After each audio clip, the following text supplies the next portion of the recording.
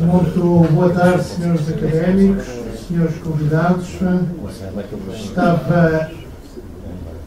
Estava tudo certamente já com imensas saudades deste retomar de atividades e cá estamos nós com uns tempos até o final do ano bastante pesados, mas vamos dar conta disso.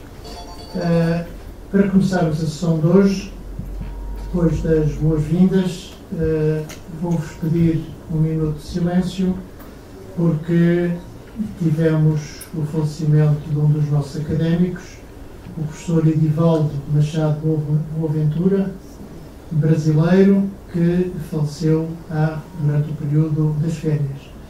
Era nosso membro correspondente de História Marítima, entrou para a Academia em 2015, era um homem do direito, das ciências sociais, da administração educacional e pouco tempo de entrar fez logo aqui uma conferência no colóquio que se realizou em 2015 em conjunto com a Academia de História, que era do Reino de Portugal ao Reino Unido, Portugal, Brasil e Algarves. Alguns dos presentes, possivelmente, lembrar-se-ão da intervenção do professor Edivaldo.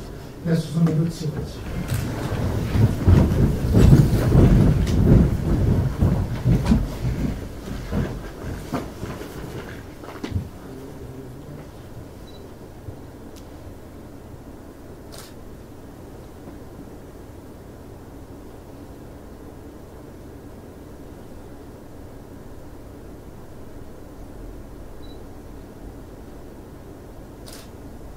Obrigado.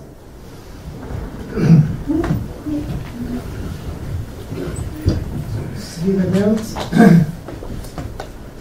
a apresentação das ofertas que, entretanto, chegaram à Academia de Marinha. Este grosso volume são as 5ª Jornadas de Engenharia Hidrográfica que decorreram a 19, 20 e 21 de junho de 2018 no Instituto Hidrográfico. Vão para a biblioteca. Depois temos aqui uma magnífica obra, História de Ceuta, das origens até o ano 2000. São 2 volumes, a oferta à Academia de Marinha. E, finalmente, um livro que é a edição da Academia, Augusto Castilho e a Revolta da Marinha Brasileira em 1893-94, o conflito entre princípios humanitários, rigor militar, ação política e diplomacia. Este livro é da responsabilidade do nosso académico João Freire, que teve a amabilidade de oferecer os direitos à Academia de Marinha e, portanto, pediu para ser editado à Academia.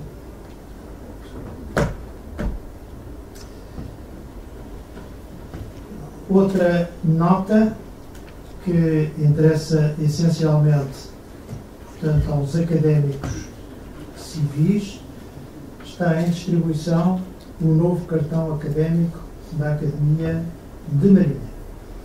Portanto, pode começar a ser levantado. Já temos a maquineta que faz isto à maneira moderna, portanto, é rápido.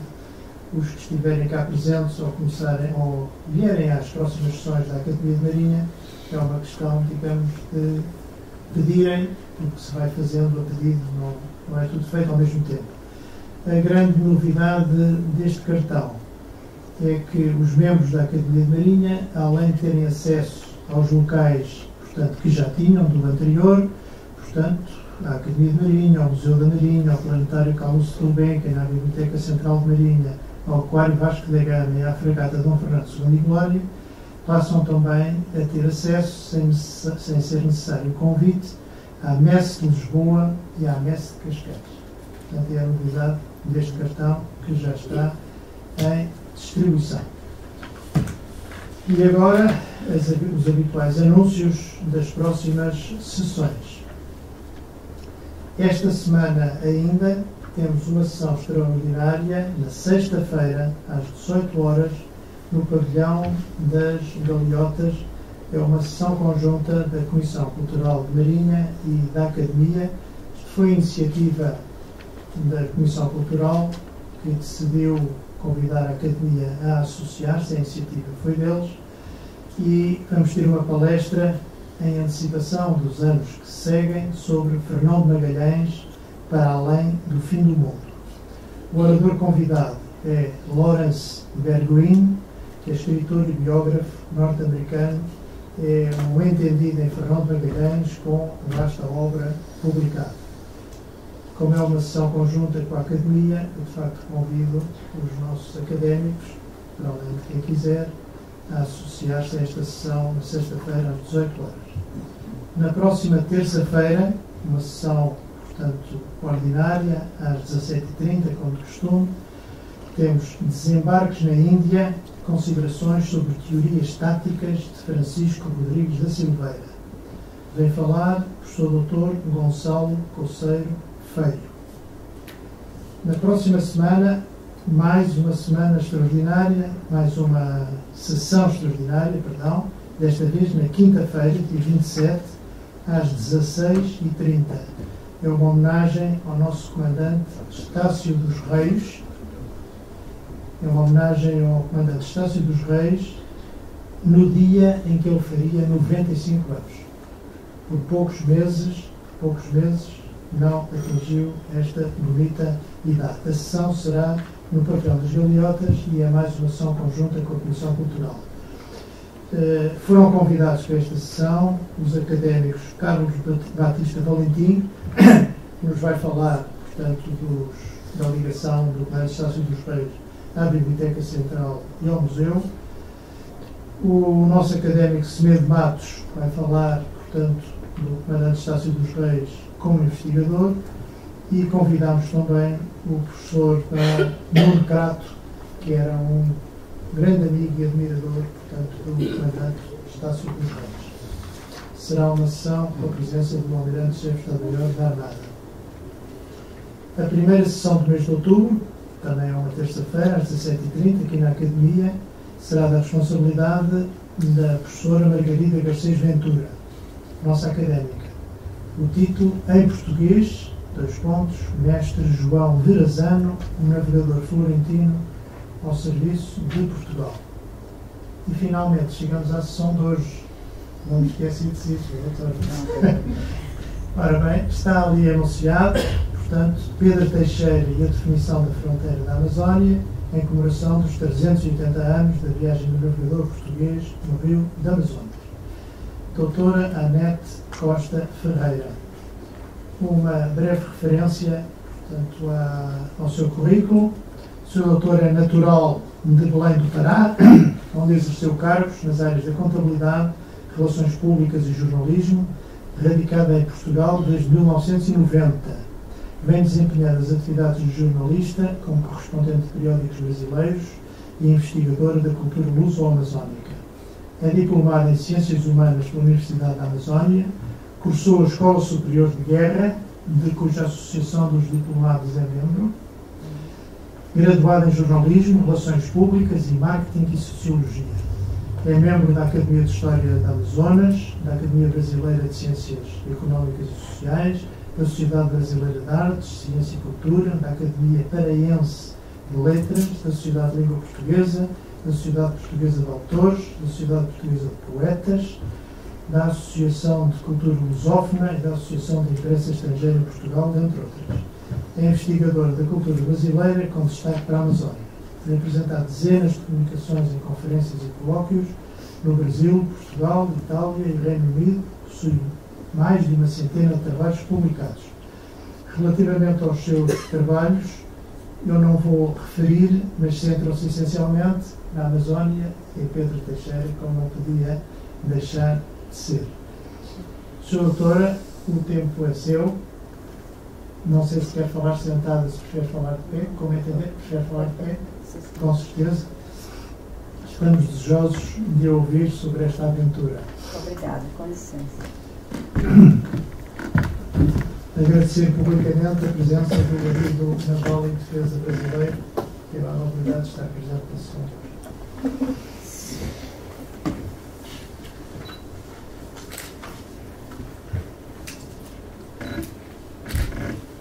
Boa tarde a todos. É com imensa satisfação que me encontro aqui. Inicialmente, agradecer o convite da Academia de Marinha para esta sessão. Cumprimento o presidente da Academia de Marinha, Almirante Francisco Vidal Abreu, igualmente os demais componentes da mesa, o adido naval do Brasil, Manuel Barroso, que representa neste momento a Embaixada do Brasil, demais autoridades presentes, meus amigos, seleto auditório.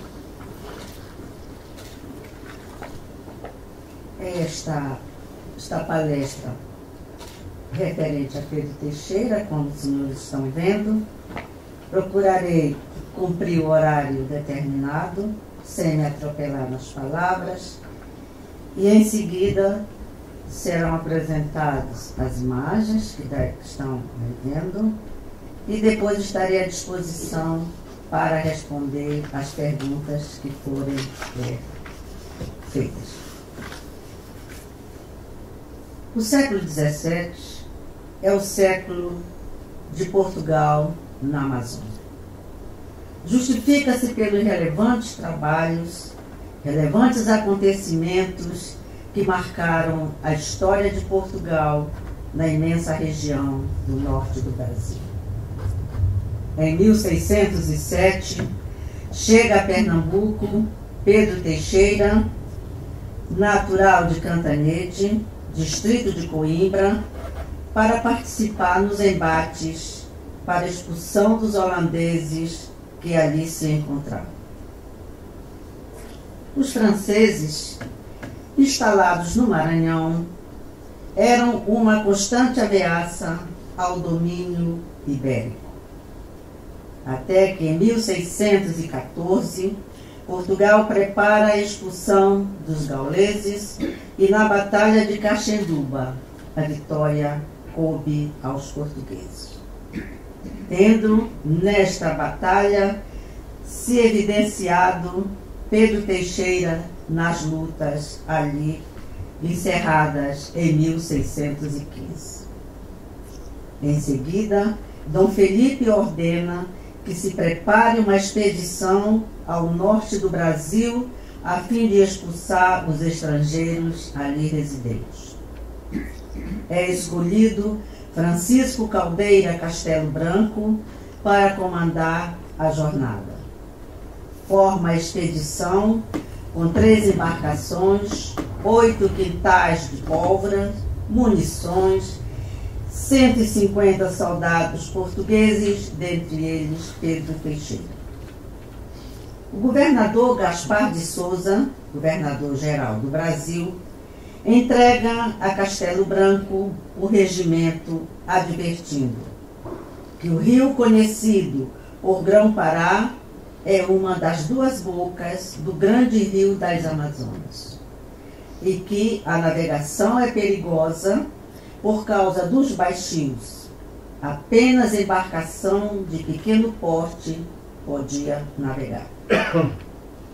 De posse do regimento, Castelo Branco partiu de São Luís a 25 de dezembro de 1615. E a 12 de janeiro de 1616, atraca no Outeiro, desembarca na Taba Tupinambá, no Paranaçu, dando por fundada a cidade de Santa Maria de Belém do Grão-Pará. Local estratégico, propício ao controle de entradas e saídas das embarcações na foz do Grande Rio, dando de imediato a posse da foz e do curso do rio Amazonas para Portugal.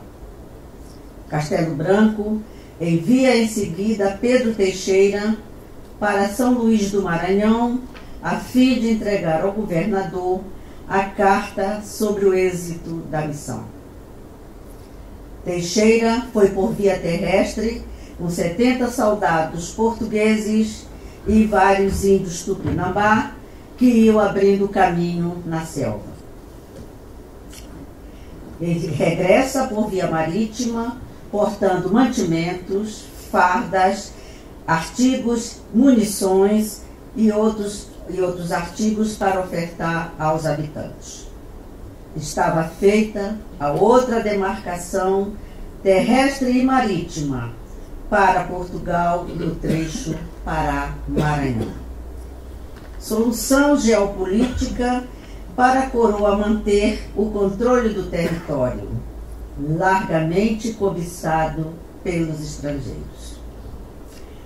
Em 1621, Dom Felipe separa do Brasil os estados do Pará e do Maranhão, com capital em São Luís, subordinado a Lisboa, num processo irreversível de exploração e penetração do território da vasta rede hidrográfica amazônica. No período de 1616 até 1636, Pedro Teixeira esteve sempre envolvido nas lutas para a expulsão de estrangeiros que se instalavam na região para a exploração das drogas do sertão e das riquezas ali existentes. Em 1626, numa viagem de reconhecimento da região, Pedro Teixeira descobre o rio a que deu o nome de Tapajós, em homenagem à tribo ali existente. Em janeiro de 1637, André de Bierda e Domingo de Toledo, além de 6 soldados espanhóis, chegam ao forte de Gurupá, no Pará. Pedindo socorro, estavam exaustos, pois haviam escapado da fúria dos índios dos encabelados. Chegam à capital, em Belém, sendo encaminhados a São Luís para serem ouvidos pelo governador Jácome de Noronha, e este pergunta o que desejavam fazer. Responderam: voltar ao Peru como guia. Foi um momento decisivo para a viagem aos Andes.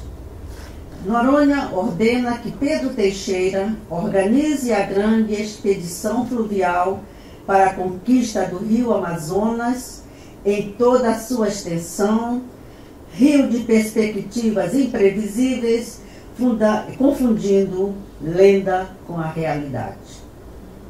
Teixeira compõe a expedição com homens experientes e corajosos, congrega índios, providencia alimentação e acolhe 2.000 humanos nas 70 canoas.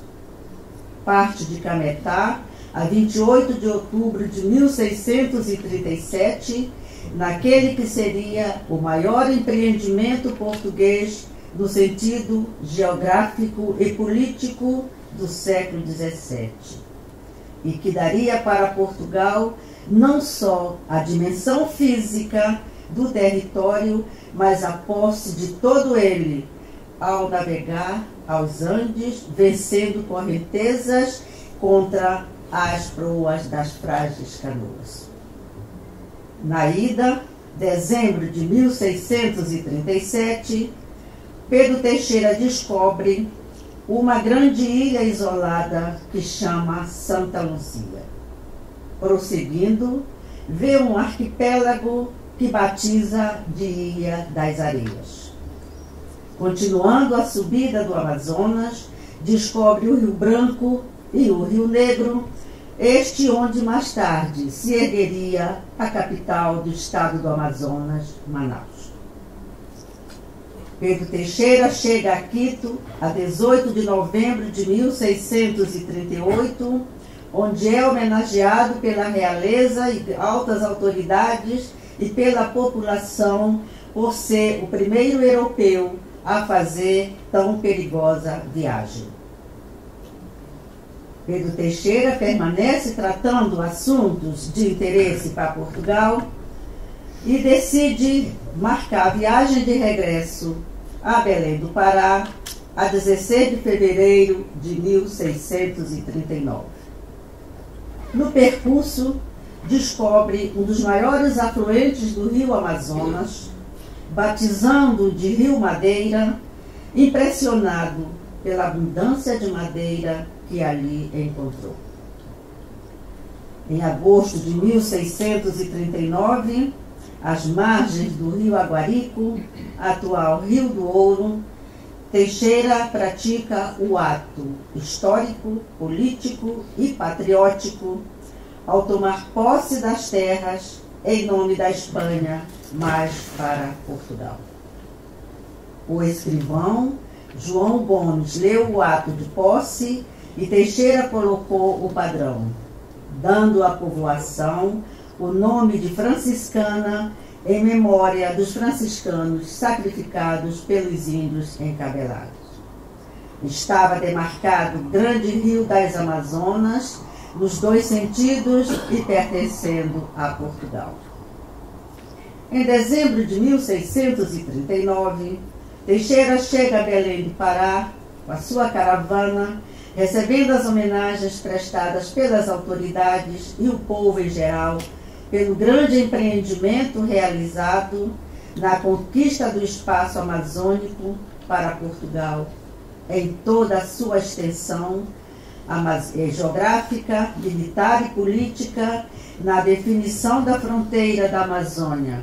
Confirma-se a maior bandeira fluvial da Amazônia, de que a história tem memória sob o comando do bandeirante Pedro Teixeira.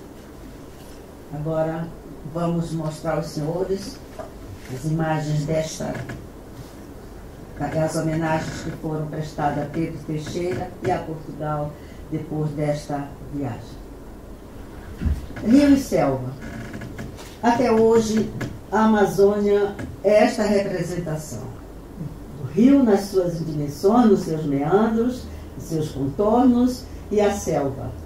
Selva e rio que desafiaram os portugueses para colonizá-la. Tratado de Tordesilhas, a linha entendida à época como imaginária, dividindo o lado direito para Portugal, o lado esquerdo para a Espanha. Só que foi uma sábia ideia de Dom João II, ao pleitear no Vaticano que o Papa desse a extensão, a parte, vamos dizer, de Portugal, numa dimensão de 370 léguas de Cabo Verde. A linha imaginária começava no... Olha, eu não sei mexer muito bem aqui. Aí começava em Belém do Pará e terminava em Laguna, em Santa Catarina, já no sul do Brasil. Tratado que realmente deixou desacordado... sim. Obrigado. Deixou desacordados geógrafos por causa justamente da dimensão, porque o Brasil, à época, já tinha a dimensão, o contorno que é hoje. Todos os países fronteiriços da Amazônia possuem um obelisco, um monumento, qualquer uma outra definição que seja em homenagem ao Tratado de Tordesilhas, que foi exatamente o ponto de demarcação das fronteiras de todos os países da região pan-amazônica, região brasileira. Temos aqui o mapa de Ravadier de 1613. Antes dos portugueses chegarem à Amazônia, ela já era conhecida, sobretudo, dos franceses. Então, La Ravadier tinha penetrado na Amazônia com todo o pessoal da França, que foi exatamente quando, em 1613, fundaram a França Equinocial, mas em 1612 adentraram através da aldeia dos Índios Caeté, na atual Bragança, em Belém, no estado do Pará. Então, como vê, a ilha de Marajó, aqui o grande arquipélago, que ele mostra exatamente os índios canaparis, inimigos dos Tupinambá. E esses índios, eles não suportavam, sobretudo os portugueses, que sabiam que era amigo dessa tribo Tupinambá, de todos os índios. E o que faziam? Foi uma animosidade tão grande que cada vez que o português queria adentrar o arquipélago do Marajó, era eliminado fatalmente. Até que só em 1659 que o padre Antônio Vieira foi que conseguiu a paz entre todos os índios e entre os portugueses, aqueles que eram inimigos dos portugueses, e num ato que ficou conhecido como a paz de Mapuá. A fundação de Belém do Grão-Pará. A tela, isso aqui é uma reprodução de uma tela, como os senhores estão vendo. A chegada das 3 embarcações, a tribo Tupinambá, que para alguns escritores, para alguns historiadores, recebeu os portugueses de braços abertos nessa viagem, o outeiro onde foi atracada as embarcações posteriormente, e esta foi a primeira demarcação de Portugal na Amazônia, que fundou Francisco Caldeira Castelo Branco, deu à cidade o nome de Santa Maria de Belém do Grão-Pará. É um ponto estratégico que é conhecido até hoje como a porta de entrada da Amazônia. Em seguida, é construído o Forte do Castelo, num projeto do Francisco de Friais, de Mesquita, mas que teve o nome inicial de Forte do Presépio, em homenagem à data da partida da jornada de Castelo Branco de São Luís para Maranhão. Aqui temos, logo em seguida da viagem, que agora eu falei, da fundação de Belém, Castelo Branco manda Pedro Teixeira numa viagem terrestre para conhecer ao governador o êxito da viagem. Então temos ali cidade de Belém, o círculo é exatamente onde inicia a estrada que vai até São Luís do Maranhão. A cidade ficou, até hoje, o nome da cidade é Estrada Pedro Teixeira, e na nomenclatura das rodovias nacionais é BR-316. Então, esta foi a segunda demarcação que foi feita por Portugal, justamente a determinação, a demarcação por via terrestre e por via marítima, porque quando Pedro Teixeira regressou, foi por via marítima. Temos a construção do mercado do Vero-Peso. O Vero-Peso era exatamente a colocação de um homem no entreposto, na entrada onde chegavam as canoas do interior, ou com produtos de indígenas ou de colonos, e que era para ser negociados na capital, Belém do Pará. Mas tinha um funcionário português que ia verificar se o produto estava adequado para ser colocado aos consumidores. E quando terminava essa conferência, ele encaminhava a outro funcionário, também um português, que tinha apenas uma balança, e ele dizia para o portador: vá ver o peso. Então a pessoa ia para fazer o peso da mercadoria e a taxação e o pagamento que era devido. Entretanto, depois, com o ciclo da borracha, já no século XIX, é construído, a França doa a Belém do Pará o mercado do Vero-Peso, que aliás não é só um mercado, são dois. Este é o mercado conhecido como o mercado do peixe, e de frente tem outro mercado, que é o mercado da carne, da mesma estrutura. Ele é dotado de 4 colunas, todas feitas na França, sendo levadas para Belém e formado exatamente toda essa estrutura. Não foi nada construído lá, toda foi levada da França. E temos ainda as embarcações do interior, que ainda hoje essas embarcações fazem todo o trajeto entre Belém e entre os rios da Amazônia. Foi exigido que Belém do Pará fizesse algo que demonstrasse, que comprovasse a fundação de Belém. Então foi organizada uma comissão com Bento Maciel de Oliveira, Bento Maciel Parente, Pedro Teixeira, que então fizeram o contorno do que seria o brasão da cidade de Santa Maria de Belém do Grão-Pará. Então, vê-se ali no primeiro quadro, foi dividida em 4 partes, os 2 braços mostrando a fertilidade da flora da região.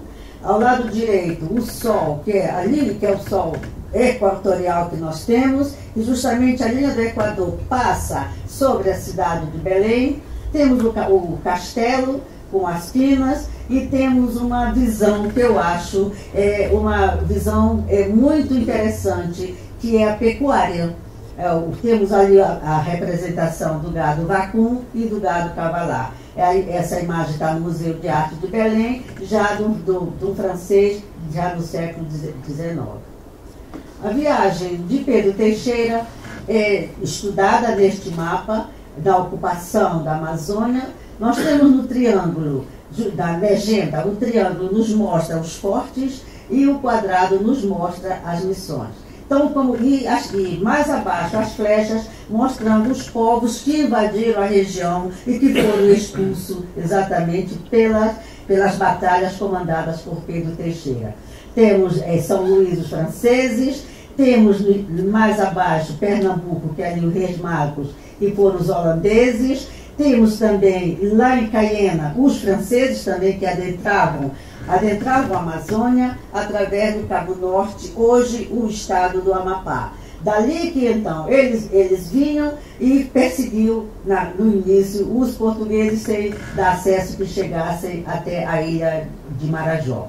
Então a linha, o Tratado de Tordesilhas, a linha vertical, e na horizontal temos toda a parte o percurso da viagem de Pedro Teixeira, destacando-se ali Tabatinga, que é onde a cidade que foi colocado o marco, e temos a franciscana que deu o nome em homenagem aos frades que foram sacrificados pelos índios encabelados. Então, como veio o Oceano Atlântico, a viagem que chega até o Oceano Pacífico do século XVII.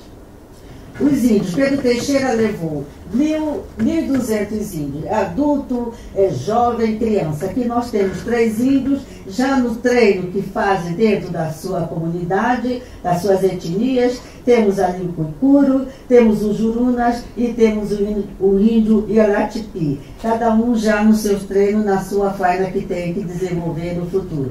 Que a viagem de Pedro Teixeira levou remeiro, levou freixeiros e levou guerreiros. Então, todas as três classificações. Temos ali o índio Caiapó, para mostrar o índio adulto, que integrou também a expedição. Temos o Mundurupu e temos a Piacás, aqui esse grupo mais do lado direito. Em agosto de 1639, quando Pedro Teixeira conquista exatamente o rio Amazonas para Portugal, esta imagem nos mostra o escrivão João Gomes lendo o auto de posse. Temos também Pedro Teixeira e mais dois componentes da expedição atentos ali ao que estava sendo relatado, e temos todos os componentes da viagem que compuseram o regresso do Peru para Belém do Pará. Temos os frades, temos religiosos dos mercenários, temos jesuítas, temos franciscanos, temos também militares, temos inclusive índios que estavam ali sem saber o que estavam fazendo e ficam admirados. Temos aqui esta outra, acho que eu mostrei agora, não? Acho que sim. Temos aqui a catedral. Em 1639, que Pedro Teixeira regressa a Belém do Pará. Em 1640, ele é nomeado governador do estado, mas ele já estava com a saúde bastante fragilizada. E quando em junho de 1641, ele falece. Quando dá-se o falecimento, ele é sepultado na igreja de Nossa Senhora das Graças, que foi erigida durante a construção do forte do castelo, por ocasião da fundação de Belém. Mas acontece que o material muito frágil, as intempéries da região, então a igreja ruiu. E ruiu, segundo consta, o religioso juntou os ossos dele. Então juntou que quando é um século depois que é autorizada por Portugal a construção da catedral, há uma cerimônia pública onde é justamente explicado a finalidade, que era a construção da igreja. E, na ocasião, o bispo mostra a embalagem onde estavam os ossos de Pedro Teixeira, fazendo essa referência, e diz que seria um dos alicerces da catedral e que ficaria sob o altar-mor da Catedral de Santa Maria de Belém do Grão-Pará. Essa é a razão de mostrar a catedral dessa iluminação e a praça onde ela é estabelecida. Depois da morte de Pedro Teixeira, várias homenagens póstumas lhe foram prestadas. Temos esta de Cantanhede, a sua terra natal, num trabalho do André, que fez em 1993 a inauguração da imagem da estátua de Pedro Teixeira na praça que tem o seu nome, na cidade de Cantanhede, sua terra natal. E então, uma divisão de 4 partes, então em cada face aí há uma referência ao trabalho dele, que foi exatamente todo na Amazônia. Porque desde que Pedro Teixeira chegou ao Brasil em 1607, que depois se estendeu para a Amazônia, desempenhando todo o trabalho que lhe foi ordenado, jamais voltou a Portugal. Quando quis vir, depois da viagem da conquista do Amazonas, aí já faleceu, já não deu mais. Também a mesma ocasião, já porque em 1640 ocorreu a independência de Portugal com a Espanha, e então e com a doença já não deu mais condições de vir. A estátua de Pedro Teixeira em Belém do Pará. Quando Belém do Pará completou 350 anos de fundada, a comunidade portuguesa do estado do Pará ofereceu à cidade a estátua de Pedro Teixeira, obra toda portuguesa, toda trabalhada aqui. Também foi toda montada a rosa do vento do pedestal, a estátua e o próprio pedestal em si, todos foram construídos em Portugal e levados para lá para serem exatamente montados nessa figuração que os senhores vê.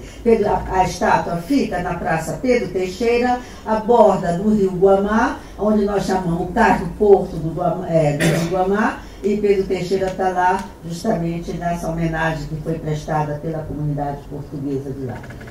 Também a cidade de Cametá, de onde Pedro Teixeira partiu na sua viagem em outubro de 1637, há uma estátua que ali se vê a efígie de Pedro Teixeira, então dividida também em 4 partes, 4 colunas, talvez fosse o nome mais adequado, e então em cada uma há uma referência alusiva à viagem de Pedro Teixeira, como não sei se dá para ler, e também é muita coisa, o tempo é curto, né? Temos que ver isso.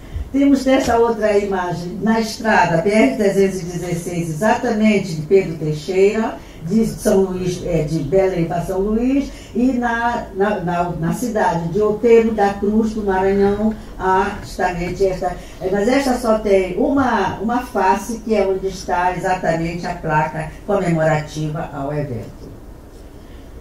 Em 2007, o Brasil prestou homenagem aos 370 anos da viagem de Pedro Teixeira na Amazônia.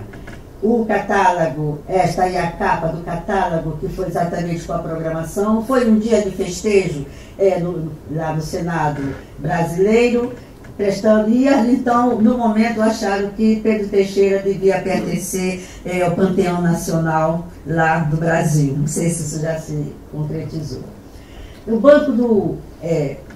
Banco Central do Brasil presta também homenagem, e aquela efígie que vem logo, o anverso da cédula, foi emitida exatamente circulação cédula de 5 cruzeiros, de Barão do Rio Branco. Barão do Rio Branco, o maior estadista que nós tivemos, o homem que resolveu todos os problemas, o homem que concretizou tudo que poderia ser possível imaginar em termos de fronteira do Brasil. Então, o Barão do Rio Branco vem nesta cédula, e tem o verso da cédula, exatamente a imagem que vimos anteriormente, que é a imagem da conquista da Amazônia. O escrivão lendo o auto de posse e toda a tripulação ali, todos o componente da da viagem desse momento. A Marinha do Brasil, em 1973, entrega ao 9º Distrito Naval, na cidade de Manaus, capital do estado do Amazonas, o navio patrulha P-20 Pedro Teixeira. Está na proa, de um lado, P-20 Pedro Teixeira, e do outro lado traz as armas de Pedro Teixeira, exatamente dessa navegação. Esse navio foi construído no Rio de Janeiro, na Ilha das Cobras, que exatamente quando foi a entrega foi uma viagem comemorativa. E quando o Papa João XXIII visitou a Amazônia, uma das viagens que ele fez para conhecer algumas coisas, algumas partes do rio da Amazônia, foi neste navio. As armas, justamente que estão do outro lado da proa, as armas de Pedro Teixeira, que foi afixada em homenagem ao navegador português na Amazônia. E temos aqui, o Exército Brasileiro prestou sua homenagem a Pedro Teixeira quando faz a Canção do Soldado da Amazônia, que tanto a autoria da letra como da música é de um oficial do Exército. Ela é composta de 4 quadras, mas eu vou ler para os senhores apenas a primeira, que eu acho que é importante. Nossa origem se prende às glórias, de bravura sem par das bandeiras. Por de Pedro Teixeira, as vitórias demarcaram as nossas fronteiras.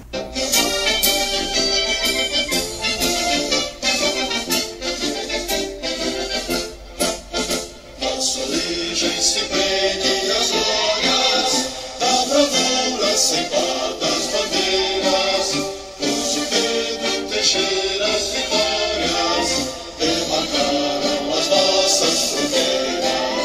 Estes feitos heróicos da história e o povo ancestral derrotado estão sempre presentes à memória nas ações de seu forte soldado.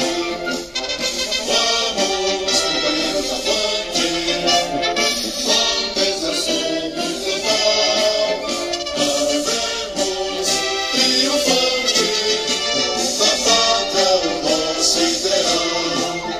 Valorosos vigias tenazes, em presença altiva e valor, sentinelas da selva audazes, ao Brasil dedicamos amor. Destemidos e bravos soldados, esta terra juramos guardar e cumprir os deveres sagrados da gloriosa missão militar. Vamos, companheiros, avante, com desação total, parabéns, triunfante, da pátria, o nosso ideal. Salva!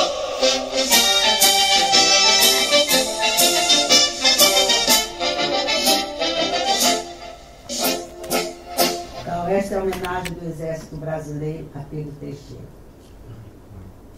Temos a TAP, Transportes Aéreos Portugueses, que batizou este avião, o avião P-233, com o nome de Pedro Teixeira. Aquela frente, justamente eu pedi para ser colocada uma parte inteira e outra bojo para sobressair o nome de Pedro Teixeira ali no bojo do avião.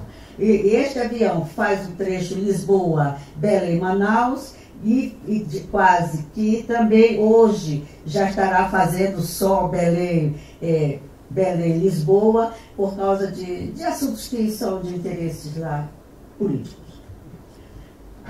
Na sétima arte também houve uma prestação de homenagem a Pedro Teixeira com o documentário Curiuá-Catu, a grande expedição de Pedro Teixeira.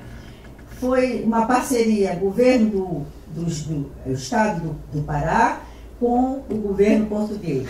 A obra toda foi financiada pelo Ministério da Cultura de Portugal e pelo governo do estado do Pará. os artistas, a equipe partiu de Portugal e também integrou muitos atores brasileiros, sobretudo paraense, desse empreendimento. O documentário também foi feito em 2000 e maiores detalhes do documentário nós temos aqui o produtor que fez exatamente em 2000 este trabalho. O rio, uma definição dos rios que Pedro Teixeira navegou na sua viagem.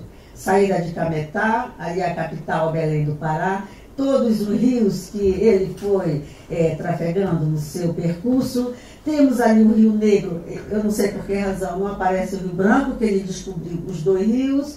Temos o Rio Madeira, que ele descobriu no seu regresso. Temos o Rio Tapajós e todos os rios até chegar em Quito, no Peru. Como os senhores podem ver, há uma demonstração, uma apresentação dos rios que tem. Aí só mostra os principais afluentes. Não mostra Igarapé, não mostra lagoa nem lagos, aí apenas os afluentes. E aqui temos a Amazônia brasileira no seu contorno geral, na sua perfeição, vamos considerar, da demarcação feita pelos portugueses na região. E esta região demarcada foi toda, devemos a Pedro Teixeira. Temos os países limítrofes com as Guianas, Bolívia, Venezuela, Uruguai, Paraguai, em toda a sua extensão. É a maior extensão do Brasil. O Brasil tem 8 milhões e 500 mil quilômetros quadrados. A Amazônia tem 4 milhões e 800 pela sua dimensão, ocupando 60% desse espaço. Como os senhores podem ver, e também temos que salientar que o Acre foi o último estado a fazer a sua integração à região amazônica, porque o Acre pertencia em parte à Bolívia. Então, quando no final do século XVII, do século XVIII, a Bolívia pleiteia o local. E havia uma comercialização muito grande, que foi a economia da época, que era exatamente a évia brasileira, que era a seringueira, aquele látex tirado da árvore e que justamente a fabricação de pneus, calçados e outros artefatos. E então, a Bolívia, um candidato a governador da Bolívia, fez uma viagem de reconhecimento à região e achou que havia muitos portugueses e brasileiros na exploração da évia. Isso aí gerou uma grande problemática, gerou também até desentendimentos políticos, mas até que o Barão do Rio Branco conseguiu contornar toda a situação. Por quê? Porque a Bolívia, houve uma queda de preço da borracha no mercado mundial. E a Bolívia, então, que era uma das produtoras, não conseguiu superar, ou então, pelo menos chegar a controlar as despesas e os custos que haviam. De maneira que, quando estava nesse litígio com o Brasil, procurou fazer um acerto com o Brasil e o que o Barão do Rio Branco reivindicou, o Acre, para ser exatamente integrado na região amazônica. Então, já foi em 1903 que o Acre foi integrado à Amazônia. Foi o último território a integrar a região. Aqui temos o Brasil no seu contorno atual. Temos ali a apresentação mostrando a região amazônica, todos os países limítrofes que tem, todos esses países exatamente foi que prestaram aquela homenagem ao Tratado de Tordesilhas. E temos também, aí já não tem mais nada de Tratado de Tordesilhas, porque aí já o Tratado de Santo Ildefonso, em 1777, analisou o Tratado de Limite, extinguiu o Tratado de Limite, cancelou Tordesilhas, cancelou tudo. Então, passou a ser exatamente regulado pelo Tratado de Santo Ildefonso. Aí é o Brasil contorno que nós temos hoje. E temos aqui uma plantação nativa de Vitória Régia, com flores, não tantas, é uma plantação da região que é o símbolo da Amazônia, e seu dorso é todo ele cheio de espinhos, que segundo os biólogos é a defesa da planta, mas também informo que cada folha dessa ela tem capacidade de suportar um homem até 30 quilos. Então, era o que eu tinha a dizer aos senhores e espero que tenha explicado E alguma pergunta, eu estarei pronta a responder.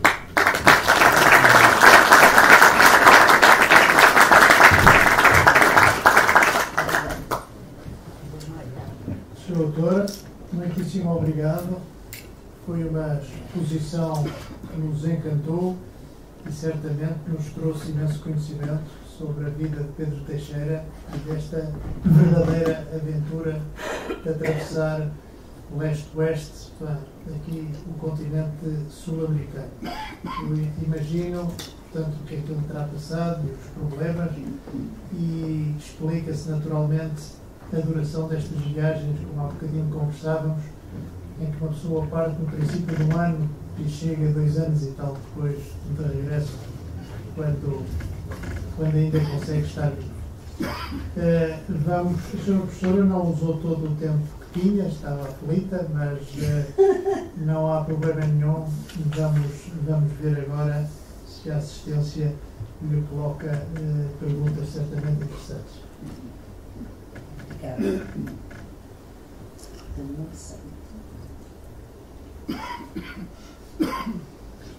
João Miranda Castanho Paz.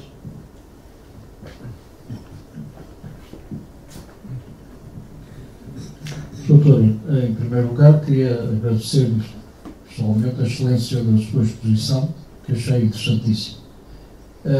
Eu fui, ao longo da minha carreira, fui 3 anos adido de defesa em Brasília. E fiz várias viagens durante aqueles 3 anos que me permitiram conhecer praticamente o Brasil todo. Uma dessas viagens, eu lembro de ter ido a São Gabriel da Cachoeira, onde havia um forte, portanto, um forte português, que eu não sei, e isso é que eu ia pedir à doutora, que já não me recordo bem. Eu sei que aquela população praticamente não tinha só uma guarnição militar, e tinha lá o forte que nós visitámos, e que era junto à fronteira com a Bolívia, praticamente, ou não sei se é a Bolívia ou se é o Peru, mas e nem sei se era junto, se era no Amazonas, se era no Rio Madeira. Agradecia se a senhora professora me pudesse ajudar a recordar onde é que está situado esse forte e quando é que ele foi construído. Aliás, eu julgo que há outros fortes, inclusive o Cristo da Beira, que eu por acaso, esse foi dos poucos que não visitei, mas há fortes portugueses ao longo do Amazonas, não é? Sim. Que foram feitos, eu julgo, com a ideia de defender eventuais invasões e para firmar a nossa soberania nessa área. Gostaria que a sua professora dissesse alguma coisa sobre isto. Muito obrigado. O Forte São Gabriel da Cachoeira, ele fica já perto da fronteira do Peru. Agora, a construção dele, eu não sei hoje se ele ainda está perfeito, porque tem muito monumento lá que está deteriorado.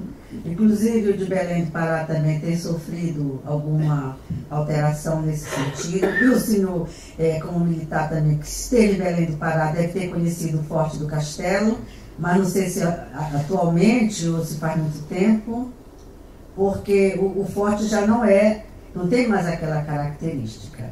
Ele foi totalmente alterado. E agora também há de convir que a construção dos fortes, se o forte Forte de São Gabriel foi construção portuguesa, ele está lá, não é que seja um destroço assim como aquele que tem em Cuiabá. Agora, não sei lhe dizer o estado que ele está, sei dizer que a construção é essa e que a localização é Rio Amazonas, mas é próximo já do Peru.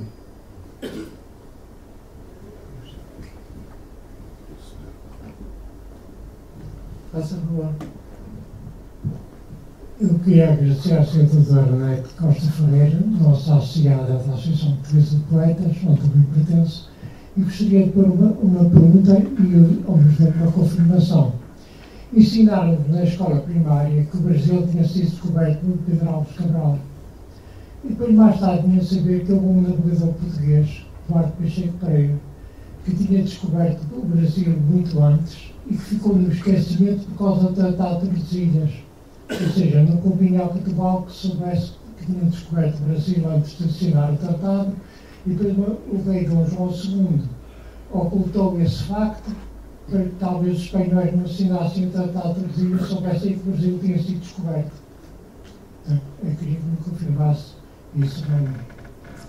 Nessa questão política, há o seguinte: o Brasil era, essa formação que o Brasil tem hoje, já era conhecida dos portugueses em 1373. Pois bem, agora havia a política do sigilo. Em 1492, Cristóvão Colombo passa na Amazônia, descobre a América. Pois bem, e quem vai na viagem de Cristóvão Colombo? O cosmógrafo Duarte Pacheco. Duarte Pacheco. Que quando, ao regresso de Colombo, ele procura Dom João. Procura fazer acordo, mas Dom João não acatou, porque ficou muito desconfiado das informações que ele deu, e aí se apressou em procurar fazer algo que protegesse o Brasil. Bom, então ele descarta tudo que justamente Duarte Pacheco propôs. Na viagem, nesta mesma viagem, seguiu Américo Vespúcio. Américo Vespúcio esteve no arquipélago do Marajó em fevereiro de 1499 e voltou, porque eles adentravam a Amazônia através do Cabo Norte, o atual estado do Amapá. Bem, agora, quando Dom João resolve que teria que ser aquele quinhão mesmo, pertencer a Portugal, aí ele recorre ao Tratado de Tordesilhas. Tanto que o Tratado de Tordesilhas foi tratado entre Portugal e Espanha e a Itália. Porque o Vaticano é que deu aquela dimensão das 370 léguas de Cabo Verde. De maneira que esta questão de saber se as escolas não ensinaram, tem todos esses detalhes. Havia o sigilo da época e então não podia ser disperso. O Brasil foi oficializado em abril de 1500. Pois, nisso de 1500, teve lá também Pinzon. Pinzon teve lá, foi que deu o nome do rio Amazonas de Mar Dulce, Santa Maria de Mar Dulce. Deu esse nome ao rio. Então já havia penetrado. E quando Dom João consegue o Tratado de Tordesilhas com as dimensões que ele queria, aí houve o rei da França disse que gostaria de ler o testamento que Jesus deixou doando aquelas terras para Portugal e Espanha. Então é o que eu sei lhe dizer dentro dessa circunstância. Obrigado. Muito obrigado. Mais intervenções?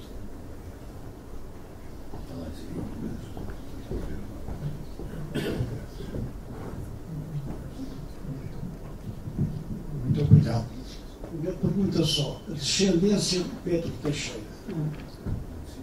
A relação dele com os índios. Olha, essa sua pergunta, eu não diria não tem resposta, mas ela é controversa. Porque até hoje não se encontra a data de nascimento, o ano que Pedro Teixeira nasceu. Sabe-se apenas a data, o local, que é Cantanhede. Pois bem, agora, as comemorações que existem é só sobre a viagem. Mas sobre o falecimento também, no Brasil, não há nenhuma comemoração nesse sentido. Vamos dizer, um trabalho que historiadores e investigadores têm tido é a procura dessa documentação. Eu já estive procurando na Espanha, onde eu descobri, por sinal, a rua que tem lá com o nome de Pedro Teixeira, perto do Campo Barnabéu. Já estive também nos Açores. Agora, me aconselharam a visitar Simancas, que é um dos maiores arquivos. Agora, é curioso porque ele casou nos Açores, depois ele viuvou, casou com outra senhora dos Açores, já na Amazônia, Catarina de Bettencourt. Eu já conversei com os familiares desta senhora, Catarina de Bettencourt, porque ela é a 28ª herdeira do Pedro Teixeira. Mas também ela não tem conhecimento dessa parte aí da filiação dele. Mas também já me informaram que há no arquivo de Elvas um documento. Por quê? Porque foi citado o irmão do Pedro Teixeira, Manuel Teixeira, como vigário da Catedral de Belém. Então é outra coisa que precisa. Mas dizer para o senhor, Torre do Tombo, que ajuda a Escola de Marinha, que tem aquele arquivo, nenhum tem nada referente a essa data. E o curioso é que Pedro Teixeira foi da Ordem de Cristo. E para ser da Ordem de Cristo tinha que se cumprir uma série de exigências. O que se sabe é que ele era moço da família real e foi moço também da Casa Real, de ascendência nobre. Não se sabe mais nada a respeito disso, a não ser depois essa viagem que colocou justamente no pedestal histórico sem par. Desculpa, mas eu não tenho mais informação a dar ao senhor. Sr. Coronel Brandão Ferreira.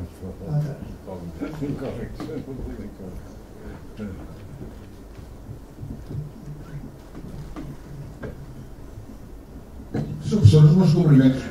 Eu estou a fazer uma intervenção porque o Sr. Professor, numa resposta que deu ali ao seu colega da Associação de Poetas, disse uma série de informações que não colidem com algumas que eu tenho.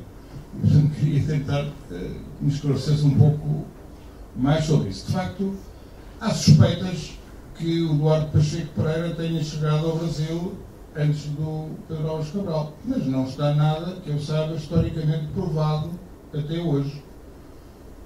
Há inclusive suspeitas que haveria até indicações num dos livros que ele escreveu, que é o Esmeralda de Sítio Orbes, dos quais faltam uma série de páginas que foram arrancadas do original e não se tem conhecimento hoje.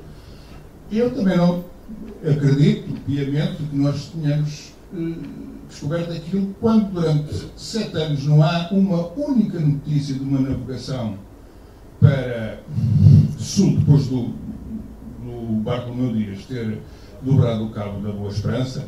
Há um período de 7 anos em que não há uma única notícia em toda a história das navegações portuguesas para sul do Equador e para aquela zona. Ora, é muito estranho que o Vasco da Gama tenha feito aquela volta, que a gente sabe que andou 3 meses no mar sem tocar terra, se não soubesse exatamente o que já ia fazer. Aqui entra, sim, a questão que falou muito pertinentemente, o segredo das descobertas. Agora, que esteja provado que tinha sido o Duarte Pacheco tenha lá ido, julgo que não estará. Por outro lado, não há nenhuma indicação que o Duarte Pacheco Pereira tenha ido na primeira viagem do Colón, em 1492. Nada. Há uma suspeita que também não há, que está aprovada, que ele se terá juntado na terceira viagem do Colón, mas também não há provas concretas sobre isto, em Cabo Verde,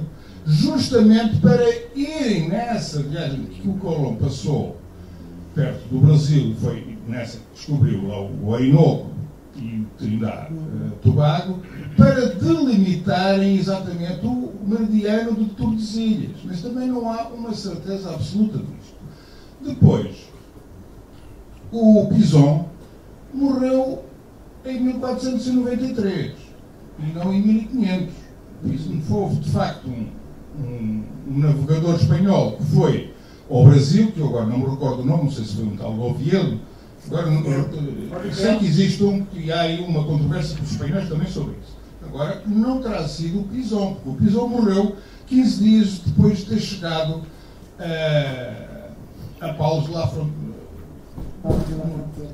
Depois de ter errado o caminho de regresso e foi sair à Galiza em vez de ter ido para o Elbe, que é outro mistério, não se sabe exatamente o que aconteceu. Por outro lado ainda, e se ainda estou a recordar, o Papa, na parte final do Tratado de Tordesilhas, teve pouca influência. Ele, de facto, quis nos prejudicar.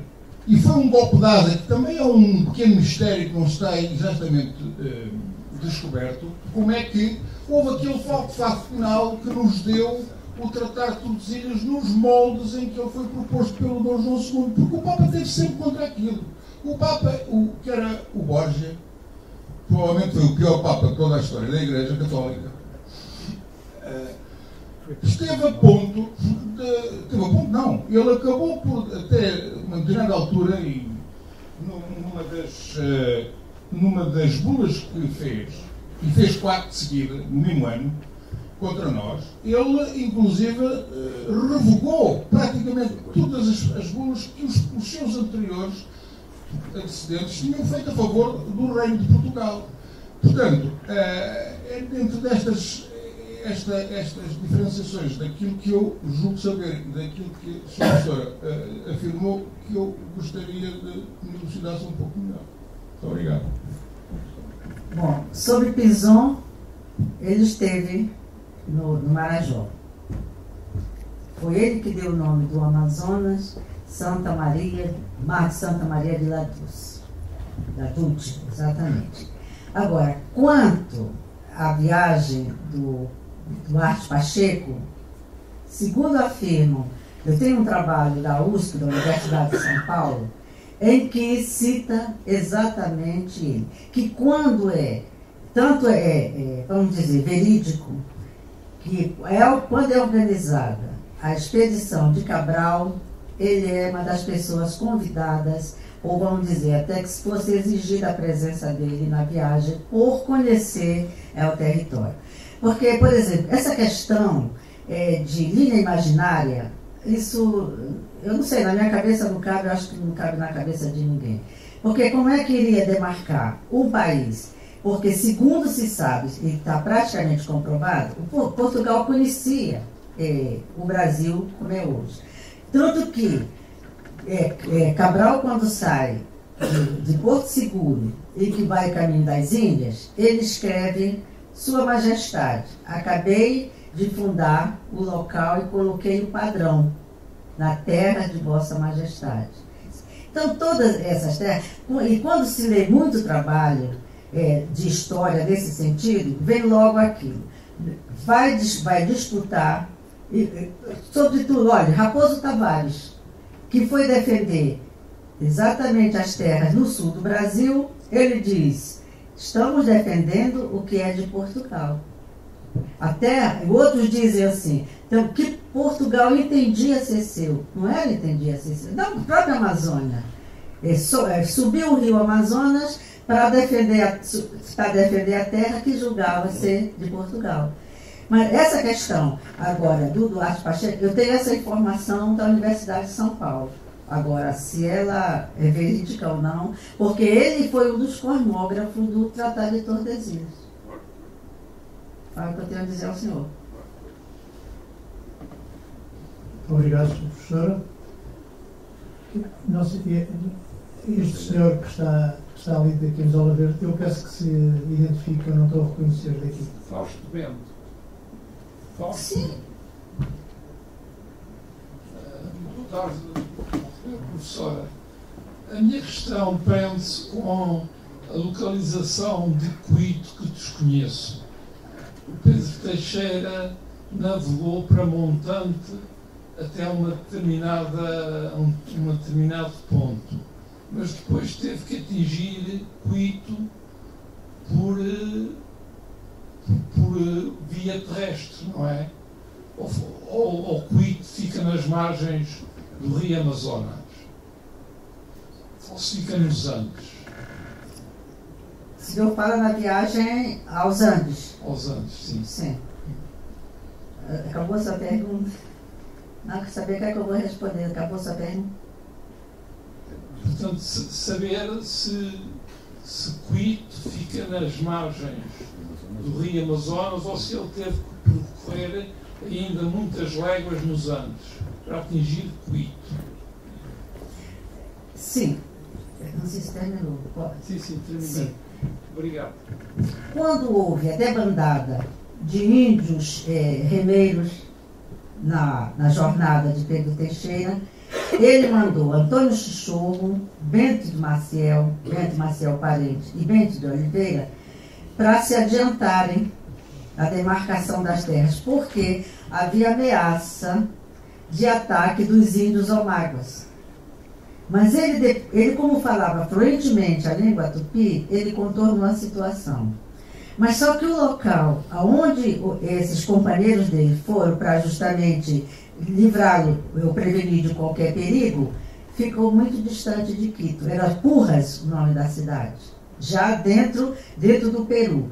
Então consta que Pedro Teixeira teria navegado, teria deixado as embarcações e teria ido algumas vezes a pé e algumas vezes a cavalo. Houve essa viagem terrestre, houve essa caminhada, mas já foi dentro do Peru, não foi dentro da Amazônia brasileira, já foi na Pan-Amazônia. Muito obrigado. Professor Costa Pinto.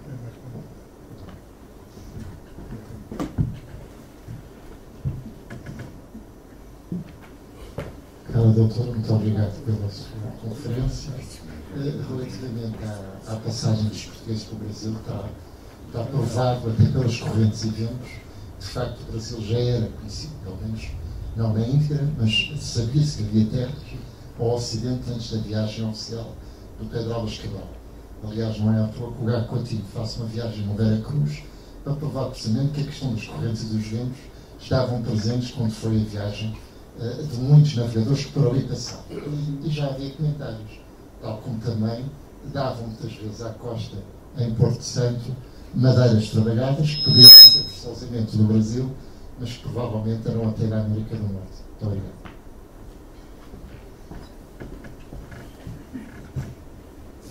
Quer comentar sobre o senhor? É só dizer que realmente essa questão dos ventos e das correntes elas eram perigosas, ou são perigosas ainda na atualidade no Brasil. Daí a razão de Dom Felipe ter feito a separação da Amazônia do Brasil. É uma coisa que realmente a certas pessoas intriga, porque a Amazônia não era Brasil, a Amazônia era a América Portuguesa até 1835, até 1823. Porque depois da independência, no século XIX, em 1823, ainda houve adesões dos outros estados. Acontece que a Amazônia não era Brasil, então era a América Portuguesa. Isto porque a dificuldade, as perdas que haviam justamente com as correntes, com os ventos, então foi que Dom Felipe Belém foi fundada em 1616, em 1618 ele tomou a iniciativa. Em 1621 concluiu realmente essa decisão, porque não era possível fazer isso. Perda de vida, perda de tudo, de material, tudo realmente implicado. E para fazer, depois facilitou muito a questão de ser a América Portuguesa. A sede passou para Belém do Pará, primeiro foi no Maranhão, em São Luís, depois passou para Belém do Pará, e havia muito maior entendimento. E assim mesmo, ainda houve naufrágio que dizem provocado pelos índios aruãs, que eram da tribo do Marajó, do arquipélago do Marajó, ainda pela animosidade que havia com os portugueses à época dos Caranapitis, lá no Marajó. Mas isso aí, realmente, isso aconteceu. Os ventos e as correntes até hoje ainda desviam. Antônio Vieira também, teve também outro navegador português que tinha uma missão para entregar em Salvador. O grande problema era do Nordeste, dentro do Nordeste, essas correntes. E até hoje, por exemplo, em São Luís do Maranhão, se o senhor quiser fazer uma viagem a Alcântara, que o senhor está vendo, bem de frente, tem que esperar passar aquela onda da maré, passar o vento para a embarcação poder sair. Já com toda a tecnologia que nós temos hoje, todo esse avanço que nós temos, na navegação ainda todos esses empecilhos. Não sei se eu fiz entender. Mais questões? Se não há mais nenhuma questão, Sra. Doutora, vamos dar por fim da sessão de hoje e agradecer-lhe em nome da Academia de Marinha esta magnífica tarde que nos proporcionou e que levou a um debate interessantíssimo depois da sua conferência. Não há dúvida que a assistência esteve muito interessada naquilo que eu vi. Então, professora, muitíssimo obrigado. Uma salva de palmas a todos.